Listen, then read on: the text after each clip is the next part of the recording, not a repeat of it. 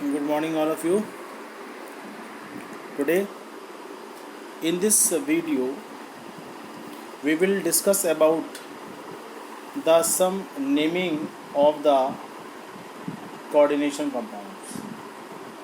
In my last video I have discussed some basic rules through which you can give the proper name to the given coordination compounds. So first of all I will revise some of these points and through this notes. Okay, so first of all the name of the complex compound should not start with a capital letter. This is the very basic point you have to remember, otherwise sometime in your examination half marks can be deduced for this small mistakes. So you have to remember, whenever you start the name of any of the coordination compound, तो within the coordination entity the first alphabet must be small. Clear? जैसे कि इस example में आप देखिएगा, one example is given, this is the coordination sphere copper NH3 का whole 4 coordination sphere close and this SO4. तो आप इसमें जो नेमिंग दी है, this is the tetra ammine cobalt third sulphate, ये नेम करेक्ट है. सेकंड नेम भी ये लिखा हुआ tetra ammine cobalt third sulphate, ये इनकरेक्ट कहा गया बिकॉज फर्स्ट लेटर यहाँ पर आपका कैपिटल है. So you have to remember the first letter must be small whenever you give the name of the compounds and within a coordination entity. आपको ये बात ध्यान रखनी है. सेकंड जो रूल है आपका, कि आप जितने भी कंपोनेंट्स लिखते हो नेमिंग के अंदर, आपको मालूम है जब हम किसी भी कोऑर्डिनेशन एंटिटी की बात करते हैं तो फर्स्ट ऑफ ऑल लिगेंड्स होता है, लिगेंड के बाद या लिगेंड का अल्फ़ाबेटिकल ऑर्डर होगा and followed by the name of the metal and followed by there oxidation state. लेकिन याद रखिएगा इन सभी के बीच में आप जब लिगेंड लिखोगे और मेटल का नाम लिखोगे तो कोई भी गैप बीच में क्रिएट नहीं करना है. तो there should not be any gap between the adding of the two components of the coordination entity. Clear? जो तीसरा पॉइंट मैं बता रहा हूँ, if the compound is ionic complex, तब भी उसका नेम आप एक सिंपल कॉन्टिन्यूस अल्फ़ा लेटर की तरह यूज़ करोगे, और जो बाद में काउंटर आयन होते हैं, मतलब जो पार्ट आपका कॉम्प्लेक्स से बाहर होता है, उसका नाम और बाकी कंपोनेंट्स में little bit gap you can maintain. Clear? तो ये बेसिक से पॉइंट है जो मैं पहले भी आपका डिस्कस कर चुका हूँ in my last video. Clear? Now I am taking some of the examples of the coordination compound for the practice. And first of all I am taking the example in which the bracket जो आपका start होगा and वो start हो रहा है, this is the CO, this part is CO and this is Cl2 and En का twice coordination sphere close Cl2. इस पूरे कंपाउंड्स के अंदर फर्स्ट पार्ट जो फर्स्ट नेम है आपका, and this name is complex. Anion simple है, cation complex है, तो आप नेमिंग कर लीजिए. En है ethylene diamine, this is Cl2, तो आपका नेम होगा दिस डाई क्लोराइडो बिस. मैंने बिस यहाँ पर क्यों लगा दिया? क्योंकि आपको मालूम है इथेन 1,2 डाई एमीन के खुद के नेम में आपका डाई वर्ड आता है, तो देयर इज़ नो कन्फ्यूज़न. सो हमने 2 के लिए यहाँ पर बिस को यूज़ किया. तो the name of the compound should be this is di chlorido bis ethane 1,2 डाईएमीन, या सिंपली आप इसको इथाइलिन डाईएमीन में लिख सकते हो, and cobalt, and then third is the oxidation state of this compound. ये कैसे निकाली आपने ऑक्सीजन स्टेट? आपको मालूम है En पे कोई चार्ज नहीं है, Cl पे हो जाएगा 1 नेगेटिव चार्ज, तो यहाँ पे कितने Cl है? 2. इसको x मान लीजिए, तो x -2 0 and is equal to -1 +1. तो this is x -2 is equal to -1, और x सॉल्व करने पे कितना आएगा आपका? 3 आ जाएगा. तो in this way the name of the compound can be given there. Okay, now I am taking the second one. तो सेकेंड वाला एग्जाम्पल है, this is coordination sphere PT NH3 का ट्वाइस Cl NO2. अब इस वाले एग्जाम्पल्स के अंदर कोई भी स्पेसिफिक चार्ज नहीं है, तो ये एक तरह का न्यूट्रल कोऑर्डिनेशन कंपाउंड है. अब कोई भी कॉम्प्लेक्सिटी आपको यहाँ पर ध्यान रखनी है. दिस इज़ NH3 जिसको आप एमीन कहते हो, दिस इज़ क्लोरीन जिसको आप क्लोराइडो बोलते हो, और जो आपका NO2 है इसको आप नाइट्रो बोलते हो, ठीक है। तो alphabetical order we have to follow for the naming of such ligand. तो सबसे पहले आप क्या लिखोगे, this is di amine chlorido nitro platinum and now you can assign the oxidation state. तो कैसे आप असाइन करेंगे ऑक्सीजन स्टेट, तो देखिए सबसे पहले क्या लिखा है, एक्स किसकी मानी आपने ऑक्सीजन स्टेट, प्लेटिनम के लिए। NH3 पर कोई चार्ज नहीं तो दिस इज +2 × 0 प्लस Cl की कितनी होती है -1 और NO2 पे चार्ज कितना होता है -1। तो ये सॉल्व करने पर X कितना आएगा 2 और जिसको आपने रोमन में यहाँ पर 2 इंडिकेट किया है। तो name of the compound should be di amine chlorido nitro platinum second, clear.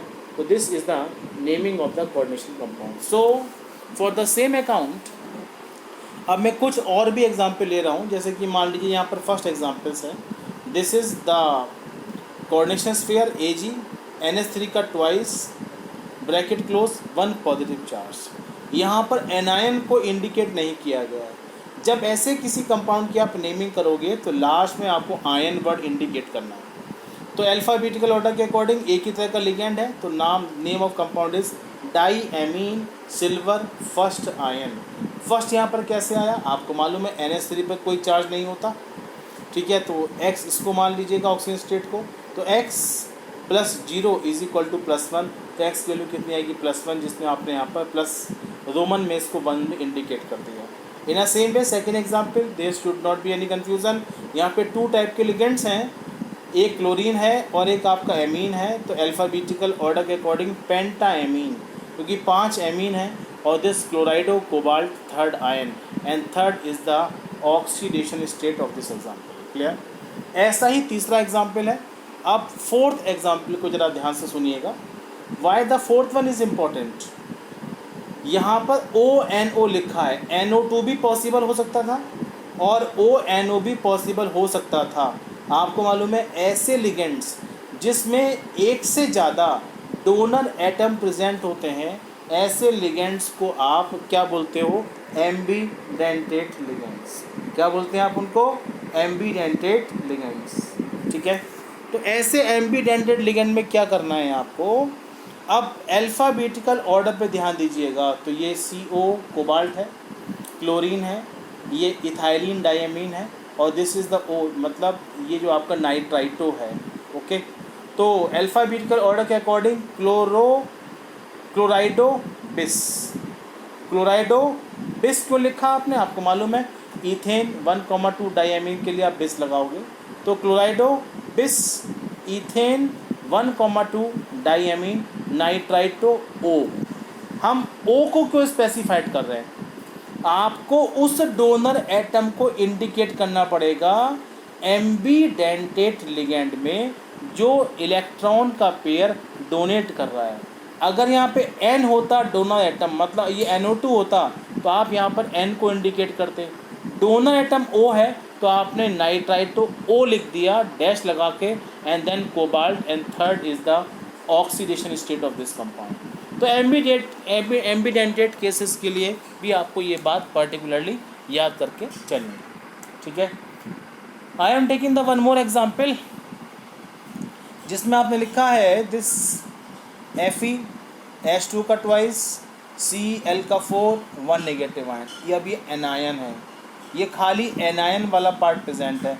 आपको मालूम है जो सबसे बेसिक रूल, जब भी किसी एनायन का नाम लिखेंगे, चाहे वो कोऑर्डिनेशन कंपाउंड के अंदर हो या सिंपली वो एनायन ही प्रेजेंट हो, ऐसे केसेस में हमेशा मेटल के नाम के लास्ट में आपको ATE लगा देना होता है। तो ये एनायन है पर्टिकुलरली, तो आप यहाँ पर मेटल के नाम के लास्ट में ATE लगा दोगे। तो name of compound must be, यहाँ पे कितने वाटर प्रेजेंट हैं, डाई एक्वा या डाई एक्वो, ठीक है। टेट्रा क्लोराइडो, तो लिखिए यहाँ पे क्या लिखा, डाई एक्वा या एक्वो कुछ भी ले सकते हैं, एंड टेट्रा क्लोराइडो फेरेट। आपने फेरम नहीं लिखा, आपने फेरेट लिखा है। फेरेट क्यों लिखा है, क्योंकि एनायन के नाम में, मेटल के नाम के लास्ट में हमें ATE लगाना होता है। तो die aqua tetra क्लोराइडो ferret third ion, clear. अब यहाँ पर ऑक्सीजन स्टेट भी आप असाइन कर सकते हैं, क्योंकि Fe पर ऑक्सीजन स्टेट x मान लीजिएगा, वाटर पे कोई चार्ज नहीं होता है, क्लोरीन पे होता है -1, और ये किसके होगा, दिस इक्वल टू -1। तो आप Fe की ऑक्सीजन स्टेट जब असाइन करोगे तो वो थर्ड ही आएगी। तो in this way these are the some of the examples, जो यहाँ पर एक एक करके आप डिस्कस करिए, इनकी प्रैक्टिस करिएगा, and these examples are important for you for the examination. Okay, अब मैं इसी अकाउंट को आगे बढ़ाते हुए एक और एग्जाम्पल ले रहा हूँ। यहाँ पे थोड़ी और कॉम्प्लेक्सिटी दिखाई दे रही है आपको। यहाँ पर 3 तरह के लिगेंड प्रेजेंट हैं कोऑर्डिनेशन एंटाइटीज़ के अंदर। तो CO NH3 का 4, H2O Br NO3 का 2। ठीक है, तो आप सबसे पहले कैटायन को कॉम्प्लेक्स मान रहे हैं, एनायन यहाँ पर सिंपल है, तो नेमिंग करने में आपने क्या लिखा, अल्फ़ाबेटिकल ऑर्डर फॉलो कर दिया। What should be the alphabetical order for that? तो सबसे पहले अल्फ़ाबेटिकल ऑर्डर में आप यहाँ पर लिखेंगे tetra amine aqua bromido cobalt third, tetra amine aqua bromido cobalt third nitrate. यहाँ पर डाई नाइट्रेट नहीं लिखना है, आप सिंपली नाइट्रेट, अगर ये नंबर कुछ भी होता आप उसके न्यूमेरिकल्स को, उसके नंबर को इंडिकेट नहीं करेंगे, और this name should be only the nitrate for us. Okay, तो this is the name of this coordination compound. ऐसे ही अब अगला एग्जाम्पल देखिएगा, यहाँ पर सारे के सारे एनायन कॉम्प्लेक्सेस हैं। जितने भी एग्जाम्पल्स आप देख रहे हो यहाँ पर एनायन कॉम्प्लेक्सेस हैं, और कैटायन आपका कैसा है, सिंपल है। तो आपने जैसे फर्स्ट एग्जाम्पल लिखा K2HgCl की Cl4, तो दिस पोटेशियम एक अलग वर्ड है। अब बाकी का वर्ड जो आपका कोऑर्डिनेशन एंटाइटीज़ के अंदर प्रेजेंट है उसको सिंगल वर्ड के फॉर्म में यूज़ करना है। तो मरकरी प्रेजेंट है और 4 क्लोरीन प्रेजेंट है, तो प्लेटिनम टेट्राक्लोराइडो मर्क्यूरेट, प्लेटिनम टेट्राक्लोराइडो मर्क्यूरेट सेकंड, क्योंकि इस पूरे कंपाउंड में मरकरी के बाहर आना चाहिए 2 नेगेटिव चार्ज। क्लोरीन पर कितना होता है, -4 हो जाएगा, यहाँ पर 4 क्लोरीन प्रेजेंट है, तो Hg की ऑक्सीजन स्टेट कितनी जाएगी आपकी, 2 हो जाएगी। तो in this way you can assign the oxidation state. One more example K3 coordination sphere Fe C2O4 bracket close thrice, ठीक है, यहाँ प्रेजेंट है। तो C2O4 होता है ऑक्सलेट आयन, तो पोटेशियम टेट्राई ऑक्सलेटो, ठीक है, ये भी ऑक्सलेट का ऑक्सलेटो हो जाएगा, तो potassium tri oxalato ferrate third. तो in this way you have to give the name of the coordination compound. Clear? One more example SCN का, ये भी एम्बीडेंटेट का एग्जाम्पल है। तो आप लिखेंगे मर्क्यूरिक टेट्रा एथिनो, ठीक है, ये SCN प्रेजेंट है, tetra ethino N cyanato S cobaltate second, ठीक है। तो इसमें आपको पर्टिकुलरली नाम ध्यान रखना है, और mercuric tetra ethino N cyanato S cobaltate second. तो डोनर एटम को इंडिकेट करना जरूरी होता है किसी भी कोऑर्डिनेशन कंपाउंड के अंदर, ठीक है। ये सेम एग्जांपल, ये टेट्रा हाइड्रोक्सोजिंकेट सेकेंड हो जाएगा। तो इन दिस वे ये बेसिक से एग्जांपल्स हैं, इन सारे एग्जांपल्स में आपको ये चीज़ें याद रखनी है, ठीक है। तो naming part is very very important, और हम इस नेमिंग पार्ट में अगले वीडियो में जो मैं प्रॉपर्टी डिस्कस करूँगा, we will discuss some of the properties of the complex bridging coordination compound, ठीक है। उससे पहले आप इन सारे एग्जांपल्स की अच्छे से प्रैक्टिस कर लीजिए। In spite of that sometime question is somewhat reverse. अगर कोई भी क्वेश्चन रिवर्स आ जाए, अगर कंपाउंड का नाम दिया हुआ है और फार्मूला इंडिकेट करना है तो कोई प्रॉब्लम ही नहीं है। Tetra amine di aqua cobalt third chloride, सीधी सी बात है। क्लोराइड यहाँ पर एनाइन है तो आपने Cl2 लिख दिया, खाली Cl लिखा है अभी, और टेट्रा एमीन कोबाल्ट थर्ड। अब आप कोबाल्ट NH3 का होल 4 एंड वाटर H2 का 2 ऑक्सीजन स्टेट निकाल लीजिएगा, और यहाँ पर ब्रैकेट के बाहर चार्ज कितना आएगा, वो आएगा +3 आएगा, और जो 3 क्लोरीन से न्यूट्रलाइज होगा। तो इन दिस वे जब किसी भी कंपाउंड का नेम गिवन हो और फार्मूला आपको लिखना हो तो दैट टाइम इस रूल को आप बेसिकली याद रखेंगे। ओके, तो this is the one part of the naming of the coordination compound. मैं ब्रिजिंग लिगेंड्स का एक सेपरेट वीडियो बनाऊंगा and after this video I upload the next video जिसमें हम सिर्फ ब्रिजिंग लिगेंड्स के बारे में बात करेंगे and that will be important for you. मैं डिटेल में बात करूंगा उसके लिए सेपरेटली। ओके, अब मैं चैप्टर के सेकंड टॉपिक में आ रहा हूँ जो इस चैप्टर में आता है आपका, that is the coordination compounds के आइसोमेरिज्म। तो isomerism of the coordination compound, आप सभी ने मीनिंग पढ़ा है आइसोमेरिज्म का। What the meaning of term isomerism? Isomerism का मतलब होता है कि जब एक ही कंपाउंड का फार्मूला तो सेम हो बट स्ट्रक्चरल अरेंजमेंट कंपाउंड का डिफरेंस हो जाता है। तो ऐसा कोई भी आपका अरेंजमेंट जिसमें two or more compound which have the same molecular formula but different structures or spatial arrangement are called the isomers and this phenomena known as isomerism. You know, ये हमारी आइसोमेरिज्म आपकी सबसे पहले होती है स्ट्रक्चरल आइसोमेरिज्म, एक पढ़ेंगे हम यहाँ पर ज्योमेट्रिकल आइसोमेरिज्म और एक पढ़ेंगे हम optical isomerism. Clear? First of all I am taking here only that is the structural isomerism. इस तरह की आइसोमेरिज्म के अंदर क्या होता है, relative arrangement of the atom is different inside the coordination compound. ये बेसिकली 4 टाइप्स की होती है। ठीक है, जो फर्स्ट टाइप यहाँ ले रहा हूँ मैं उसका नाम है that is the ionisation isomerism. इस तरह की आइसोमेरिज्म में compound which give the different ion in the solution through they have the same compound और उनका फार्मूला भी सेम होता है, the isomerism arises known as ionisation isomerism. Very simple, इस डेफिनेशन को आप एग्जाम्पल से और क्लियरली समझ लेंगे। कैसे? जैसे मैंने यहाँ पर एग्जाम्पल लिया हुआ है, this is coordination sphere cobalt NH3 का whole 5 Br coordination sphere close SO4। Dissociate करने पर आपको क्या मिलेगा, ये Br2 पॉजिटिव SO4। अब थोड़ा सा इसको रीअरेंज कर लीजिए, सल्फेट को हम अंदर ले आए और Br को हम बाहर ले जाएं, सल्फेट को अंदर ले आए Br को बाहर ले जाते हैं तो कंपाउंड क्या मिलेगा, कोऑर्डिनेशन स्फीयर NH3 का होल 5 SO4 Br। ठीक है, अब दोनों कंपाउंड का फार्मूला सेम है लेकिन आयंस की पोजीशंस डिफरेंट है। इन आयन की डिफरेंट पोजीशन से कंपाउंड अपनी प्रॉपर्टी को भी बदल लेगा।